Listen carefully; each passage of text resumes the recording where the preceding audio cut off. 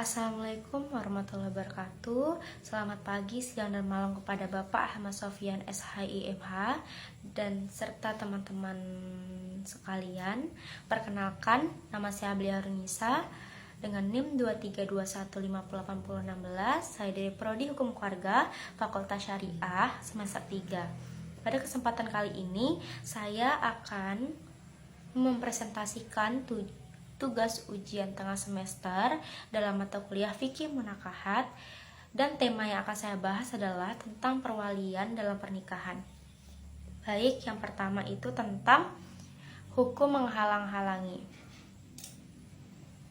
Mazhab Hanafi, Maliki, dan Syafi'i serta satu riwayat dari Ahmad berpendapat jika wali menolak meskipun dia adalah wali mujbir, maka hak perwalian berpindah kepada penguasa atau qadhi dan tidak berpindah kepada yang lebih jauh. Berdasarkan hadis yang berbunyi, jika mereka bertengkar, maka penguasa adalah wali bagi orang yang tidak memiliki wali. Juga karena dengan penolakan dia keluar dari keadaan sebagai wali dan dia menjadi orang yang zalim, untuk menghilangkan kezaliman adalah dengan mewakilkannya kepada qadhi. Yang kedua, tentang tidak ada wali, ditahan atau hilang. Ketidakberadaan wali dalam pernikahan menjadi isu penting dalam fikih dengan 3 pendapat utama dari para fuqaha. Menurut mazhab Hanafi dan Hambali, jika wali tidak ada secara terputus dan tidak ada wakil yang dapat menikahkan, hak perwalian berpindah kepada kerabat ashabah yang lebih jauh. Jika bapak sudah tiada, kakek dapat menikahkan perempuan tersebut. Hadis yang menjadi rujukan itu berbunyi, penguasa adalah wali bagi orang yang tidak memiliki wali. Dalam praktiknya, Undang-Undang Negara Suriah mengadopsi pandangan bahwa jika wali terdekat tidak ada dan qadhi menilai bahwa menunggu keputusan wali akan menghilangkan maslahat dalam pernikahan, hak perwalian berpindah kepada wali selanjutnya. Mazhab Hanafi juga berpendapat bahwa ketidakberadaan wali dapat dilihat dari jarak yang ditempuh, yaitu orang yang berada di negara yang hanya dapat diakses sekali setahun. Pendapat ini diikuti oleh Al-Qudrawi yang menetapkan jarak minimal untuk dianggap ketidakberadaan wali adalah 89 km. Sementara itu, mazhab Syafi'i menyatakan bahwa jika wali terdekat tidak ada dalam 2 periode atau jarak pengkosoran sholat dan tidak ada wakil, penguasa atau wakilnya berhak untuk menikahkan. Jika perempuan tersebut berada dalam jarak kurang dari pengkosoran sholat, dia tidak bisa dinikahkan tanpa izin, sehingga sebaiknya diupayakan untuk memberitahunya agar hadir atau diwakilkan oleh orang lain. Pendapat ini menekankan pentingnya izin perempuan dalam proses pernikahan. Mazhab Maliki menjelaskan ketidakberadaan wali dengan rincian yang jelas. Pertama, jika wali mujbir seperti bapak tidak ada, kepergiannya dapat berada di tempat dekat atau jauh. Jika kepergiannya dekat, yaitu dalam waktu 10 hari, maka perempuan tidak dapat dinikahkan sampai wali kembali, asalkan tidak ada kekhawatiran akan bahaya yang menimpa. Namun, jika kepergiannya jauh seperti perjalanan yang memakan waktu lebih dari 3 bulan dan ia diharapkan kembali, maka perempuan tersebut tetap tidak boleh dinikahkan sampai wali kembali. Jika wali tidak dapat diharapkan kembali, maka qadhi yang berhak menikahkan, bahkan jika perempuan tersebut sudah balik. Kedua, jika wali tidak ada selain wali mujbir, seperti saudara laki-laki atau kakek, dan kepergiannya berada dalam jarak dekat dapat ditempuh dalam 3 hari, maka hakim berhak menikahkan jika perempuan tersebut dapat membuktikan ketidakberadaan wali dan kesetaraan calon suami. Jika ketidakberadaan wali kurang dari 3 hari, hakim dapat mengutus seseorang untuk memanggil wali Jika wali hadir, maka pernikahan dapat dilanjutkan. Namun, jika wali tersebut berada jauh lebih dari 3 hari, qadhi berhak untuk menikahkan, meskipun dengan makruh, dan sah perkawinan tersebut jika dilakukan oleh wali yang lebih jauh, kecuali jika ada wakil yang ditunjuk oleh wali yang tidak ada, yang lebih diutamakan untuk melaksanakan perkawinan. A. Ketidakberadaan akibat tertawan atau hilang. Dalam mazhab Maliki, jika wali yang paling dekat tertawan atau hilang dan tidak diketahui keberadaannya, maka pernikahan akan dilaksanakan oleh wali yang lebih jauh. Dalam hal ini, hak perwalian tidak berpindah kepada qadhi, tanpa membedakan antara wali mujbir dan wali selain mujbir. Karena situasi tertawan atau hilang dipandang setara dengan mati. Mazhab Hambali sependapat dengan pandangan ini, menyatakan bahwa jika wali yang dekat ditahan atau hilang dalam jarak yang dekat, di mana kehadiran tidak dapat dicapai, maka dia diperlakukan seolah-olah berada di jarak yang jauh. Oleh karena itu, hak perwalian juga berpindah kepada wali yang lebih jauh dalam situasi ini. Yang ketiga, pembahasan tentang perwalian di dalam pernikahan. Perwalian dalam pernikahan adalah tindakan yang sah jika dilakukan oleh wakil yang ditunjuk oleh pihak yang memberikan perwakilan. Menurut mazhab Hanafi, perwakilan dalam akad perkawinan diizinkan bagi laki-laki dan perempuan yang telah akil balik dan merdeka. Perempuan memiliki hak untuk mewakilkan orang lain dalam pernikahan. Mengikuti prinsip bahwa setiap tindakan yang boleh dilakukan langsung juga dapat diwakilkan, meskipun saksi tidak diwajibkan. Kehadiran saksi juga sangat disarankan untuk menghindari perselisihan di kemudian hari. Selain itu, mazhab Hanafi berpendapat bahwa wali mujbir dapat mewakilkan pihak lain tanpa izin perempuan, sementara wali selain mujbir memerlukan izin perempuan untuk melakukan perwakilan. Dalam pandangan mazhab Maliki, suami boleh mewakilkan orang lain yang memiliki penghalang perwalian seperti budak atau non-muslim untuk melaksanakan akad pernikahan, namun wali selain mujbir harus mendapatkan izin dari perempuan sebelum mewakilkan orang lain. Mazhab Syafi'i menekankan bahwa wali selain mujbir tidak dapat mewakilkan tanpa izin, dan jika wali melakukan tanpa izin maka pernikahan dianggap tidak sah. Mazhab Hambali berpendapat bahwa izin perempuan tidak diperlukan untuk sahnya akad perwakilan, dan kehadiran saksi juga tidak diwajibkan.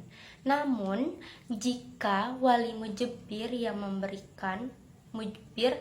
memberikan perwakilan, maka tidak perlu meminta izin dari perempuan. Wewenang wakil dalam pernikahan terbatas pada apa yang diberikan oleh orang yang diwakili. Wakil tidak boleh mewakilkan kepada orang lain kecuali ada izin dari pihak yang diwakili. Dengan demikian, tindakan wakil hanya berlaku pada hal-hal yang jelas diwakilkan kepadanya. Baik, yang pertama, A. Sejauh mana wewenang seseorang wakil. Wakil dalam perkawinan, sebagaimana dalam semua akad, memiliki batas wewenang yang dapat ditetapkan oleh seorang yang diwakili. Menurut mazhab Hanafi, wakil tidak berhak memberikan perwakilan kepada orang lain kecuali orang yang diwakili memberikan izin untuk melakukannya. Jika orang yang diwakili menyerahkan urusan pernikahannya, barulah wakil memberikan perwakilannya kepada pihak lain. Wewenang wakil terbagi menjadi perwakilan yang bersifat mutlak dan terikat. Wakil hanya memiliki kekuasaan sesuai dengan apa yang diwakilkan kepadanya. Tindakannya terbatas pada hal-hal yang telah ditentukan. Untuk tindakan lain di luar itu, wakil tidak memiliki wewenang. Pelaksanaan tindakan wakil tergantung pada izin dari orang yang diwakili serta kondisi yang telah disetujui dalam akad perwakilan sebelumnya. Yang pertama, tentang perwakilan yang bersifat terikat. Perwakilan terikat adalah ketika orang yang memberikan perwakilan menetapkan ikatan tertentu bagi wakilnya dalam akad perkawinan. Wakil tidak boleh menyimpang dari ikatan yang ditetapkan, kecuali untuk kebaikan orang yang diwakili. Jika wakil mengikuti ikatan, akad perkawinan sah. Namun, jika dia menyimpang, maka sahnya akad tergantung pada izin orang yang diwakili. Bahkan jika telah terjadi persetubuhan tanpa sepengetahuan pihak yang diwakili, misalnya jika wakil diikat untuk mengawinkan dengan nama perempuan tertentu dan melakukannya, akad sah. Namun jika dia mengawinkan dengan orang lain tanpa izin, akad batal. Akad fuduli atau campur tangan orang lain juga tergantung pada izin si pemilik perkara. Jika wakil mengawinkan dengan mahar yang berbeda dari yang ditetapkan, maka akad sah jika dilakukan demi kebaikan orang yang diwakili. Misalnya, jika wakil mengawinkan orang yang diwakili dengan mahar yang lebih rendah dari yang ditentukan, akad tetap sah. Jika wakil mengawinkan dengan dua perempuan dalam satu akad, pihak yang diwakili tidak diwajibkan menerima salah satu karena tidak ada spesifikasi yang jelas. Yang kedua, perwakilan yang bersifat mutlak. Perwakilan mutlak terjadi ketika orang yang diwakili tidak menentukan perempuan atau mahar tertentu. Dalam hal ini, terdapat perbedaan di antara mazhab Hanafi. Abu Hanifah berpendapat bahwa wakil dapat mengawinkan dengan perempuan mana saja dan mahar apapun selama tidak ada tuduhan. Sementara Abu Yusuf dan Muhammad menilai wakil terikat pada tradisi dan kesetaraan dalam mahar. Menurut mereka, perkawinan sah jika dilakukan dengan perempuan yang setara dan mahar yang sesuai. Mazhab Syafi'i dan Hambali berpendapat bahwa akad ini tidak sah jika terdapat penyimpangan dari ketentuan yang berlaku. Beberapa kesepakatan di antara fuqaha termasuk bahwa jika wakil mengawinkan perempuan, maka harus dengan orang yang setara. Jika diwakilkan untuk mengawinkan dengan perempuan yang tidak sebanding atau cacat, akad tergantung pada izin orang yang diwakili. Jika wakil ditunjuk untuk mengawinkan dengan dua perempuan, akad yang pertama sah, sedangkan yang kedua tergantung pada izin. Selain itu, jika seorang perempuan mengawinkan dirinya sendiri tanpa izin, akad tidak sah. Baik, yang keempat adalah hak-hak akad di dalam perwakilan dalam pernikahan. Hak-hak akad adalah kewajiban yang harus dipenuhi untuk mencapai tujuan akad, seperti menyerahkan, menerima, dan memenuhi kewajiban. Dalam konteks pernikahan, hak-hak akad kembali kepada orang yang diwakili, sedangkan wakil hanya bertindak sebagai utusan untuk menyampaikan keinginan orang yang diwakili.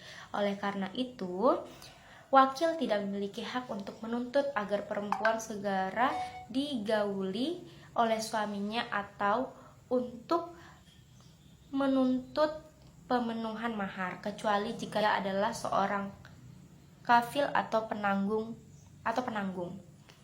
Berbeda dengan akad jual beli, di mana hak-hak akad menurut mayoritas fuqaha atau kecuali mazhab Hanbali kembali kepada wakil. Dalam hal ini, wakil berhak untuk menuntut agar istri segera diboyong oleh suaminya dan agar suami memenuhi kewajiban mahar.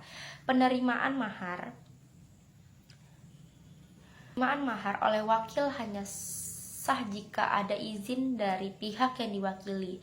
Jika yang menerima maharnya adalah bapak atau kakek, maka diamnya perempuan dianggap sebagai izin untuk mereka menerima mahar tersebut. Bagi perempuan yang sudah dewasa, wali tidak memiliki hak untuk menerima maharnya tanpa adanya izin yang jelas darinya. Jika perempuan tersebut seorang janda, izin diperlukan untuk menerima maharnya tanpa perwakilan. Nomor 5, terkadang akad pernikahan terlaksana dengan satu orang berakad. Akad pernikahan umumnya melibatkan dua pihak, namun menurut jumhur mazhab Hanafi atau kecuali Zufar, akad bisa terlaksana dengan satu orang dalam 5 kondisi. Yang pertama, jika orang tersebut berfungsi sebagai wali bagi pihak lain, seperti seorang paman yang menikahi anak perempuannya sendiri. Kedua, jika orang itu juga berperan sebagai wakil dari pihak lain, misalnya jika seorang perempuan menunjuknya untuk menikahinya, namun jika dia diwakilkan untuk mengawinkan perempuan dengan laki-laki lain, maka perkawinan itu tidak sah. Ketiga, akad dapat dilakukan oleh wali yang mewakili kedua belah pihak, seperti seorang kakek menikahkan cucunya. Keempat, jika dia ditunjuk sebagai wakil yang menikahkan dua pihak, maka dia dapat mengucapkan ijab dan qabul. Kelima, dalam situasi di mana dia adalah wali dari satu pihak dan wakil dari pihak lain, seperti menikahkan anak perempuan yang masih kecil, namun tindakan fuduli atau campur tangan tidak sah meskipun ada ijab dan kabul, jika dilakukan oleh satu orang atau kedua belah pihak. Abu Yusuf membolehkan akad dilakukan oleh satu orang yang mewakili kedua belah pihak, asalkan ada izin dari pihak yang tidak hadir. Sementara itu, mazhab lain seperti Zufar dan Syafi'i berpendapat bahwa akad pernikahan harus melibatkan dua orang. Mazhab Maliki mengizinkan seorang wali untuk menikahi perempuan dengan dirinya sendiri, asalkan ada keridhaan yang jelas dari pihak perempuan. Akad pernikahan dianggap sah jika diucap dengan jelas dan disaksikan oleh pihak-pihak terkait. Yang keenam, kesetaraan kafaah dalam pernikahan. Makna kesetaraan atau kafaah. Kafaah berarti kesetaraan atau kesamaan yang dalam konteks pernikahan mengacu pada kesetaraan antara calon suami dan istri yang dapat menghindarkan rasa malu. Dalam Al-Quran dan hadis yang berbunyi, darah orang-orang Islam setara. Fuqaha memiliki pandangan berbeda mengenai syarat kafaah. Menurut mazhab Maliki, kesetaraan meliputi agama dan kondisi, sedangkan jumhur fuqaha atau termasuk Hanafi dan Hambali mencakup agama, nasab, kemerdekaan, dan profesi. Penekanan pada kafaah bertujuan untuk mencapai stabilitas sosial dan kebahagiaan dalam kehidupan pernikahan. Pendapat para fuqaha, ada dua pendapat utama mengenai kafaah. Yang pertama, pendapat beberapa ulama seperti Ats-Tsawri dan Hasan al-Basri berpendapat bahwa kafaah bukan syarat sah atau kelaziman dalam pernikahan. Mereka berargumen bahwa perkawinan tetap sah tanpa memperhatikan kesetaraan. Berdasarkan hadis berbunyi, semua manusia sama bagaikan gigi sisir, tidak ada keutamaan bagi orang Arab atas orang-orang asing kecuali dengan ketakwaan. Mereka juga mengutip kisah Nabi Muhammad SAW yang menikahkan Bilal dan Salim, yang menunjukkan bahwa beliau tidak mempersalahkan kesetaraan dalam pernikahan. Pendapat kedua, jumhur fuqaha berpendapat bahwa kafaah merupakan syarat dalam lazimnya pernikahan, meskipun bukan syarat sah. Hadis yang mendukung pendapat ini antara lain 3 perkara yang tidak boleh ditangguhkan: sholat ketika tiba, jenazah saat hadir, dan perempuan yang belum menikah jika mendapati orang setara. Yang kedua, hadis dari Jabir, jangan nikahkan perempuan kecuali dengan orang yang setara, dan jangan dinikahkan kecuali oleh wali. Dan yang ketiga, hadis Aisyah yang berbunyi, pilihlah perempuan untuk air sperma kalian dan nikahkanlah orang yang setara. Dan yang keempat, hadis dari Ibnu Umar, orang Arab adalah setara sebagian mereka yang sebagian yang lain. Kabilah dengan kabilah, laki-laki dengan laki-laki, para budak setara dengan sebagian mereka kecuali peniup api atau tukang bekam. Dan yang kelima, hadis Aisyah Umar, pastikan aku akan melarang kalian untuk menikahkan orang yang memiliki kehormatan kecuali dengan orang yang setara. Dan yang keenam, hadis Abu Hatim Al-Muzani yang berbunyi, jika datang kepada kalian orang yang kalian merasa rela terhadap agamanya dan akhlaknya, kehendaknya kalian nikahkan dia. Jika kalian tidak melakukannya, maka kalian menjadi fitnah di atas bumi dan kerusakan yang besar. Pendapat fuqaha ada dua. Yang pertama, beberapa ulama berpendapat bahwa kafaah bukan syarat sah dalam pernikahan. Mereka berargumen bahwa kesetaraan tidak diperlukan berdasarkan hadis yang menunjukkan bahwa semua manusia setara kecuali dalam hal ketakwaan. Pendapat yang kedua, jumhur fuqaha berpendapat bahwa kafaah merupakan syarat dalam lazimnya pernikahan berdasarkan hadis-hadis yang menegaskan pentingnya kesetaraan di aspek sosial dan agama. Mungkin itu saja yang bisa saya sampaikan dari hasil presentasi saya. Jika ada kekurangan maupun kesalahan, mohon dimaafkan. Wassalamualaikum warahmatullahi wabarakatuh.